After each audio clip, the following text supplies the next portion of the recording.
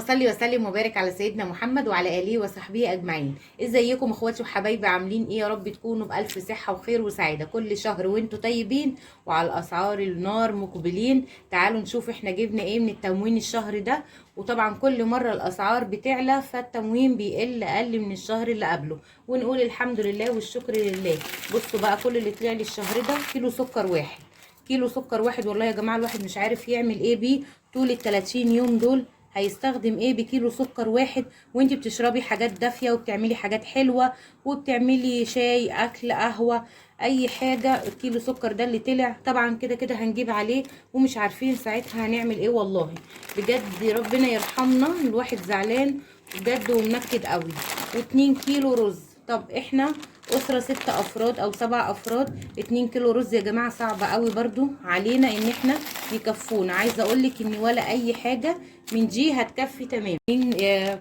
جبت بس كيسين من المكرونه الاسباجيتي، ده كان الفرق بتاع العيش بتاعي، لان طبعا انا بجيب عيش يوم بعد يوم، فشيء طبيعي ان انا كل ميعاد العيش بتاعي لازم اشتريه، فشيء طبيعي طبعا ببقى خلصت خلاص السلع كلها، فجبت الفرق كده ايه، ادي كيسين مكرونه. طيب جبت ايه تاني؟ اللهم صل على النبي عليه الصلاه والسلام. وبصوا عايزه اقول لك برضو على معلومه، ان السكر ده مش كيلو، يعني السكر مش بيبقى الوزن بتاعه كيلو، ده 750 جرام، يعني مش كيلو سكر كامل. و3 ازايز من الزيت. برضو هقول اللهم لك الحمد والشكر، بس هما برضو مش بيكملوا معايا الشهر. طيب جبت ايه تاني؟ جبت ايه؟ علبة السمنة دي، العلبة دي يمكن هي اللي فاكرة سعرها ب105، 2 كيلو، وبرضو ما بتبقاش 2 كيلو كاملة. هو دي المشتريات اللي انا جبتها من التموين.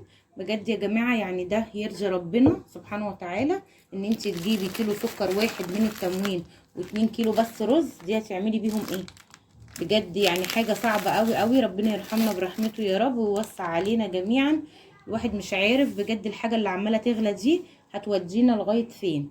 فشوفوا بقى، وكل واحده تقول لي كده المشتريات بتاعتها الشهر ده جابتها نفس المشتريات ولا المشتريات بتقل ولا ايه؟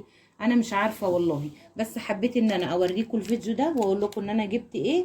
حاجات بسيطه، بس بقول برضو انا حمد ربنا وشاكره فضله، ستر من عند الله سبحانه وتعالى. الحمد لله ان في حاجه في البيت. بس كنا الاول بنجيب دقيق وبنجيب سكر وبنجيب زيت وشاي، وكنا بنجيب الاول حاجات كتير منه.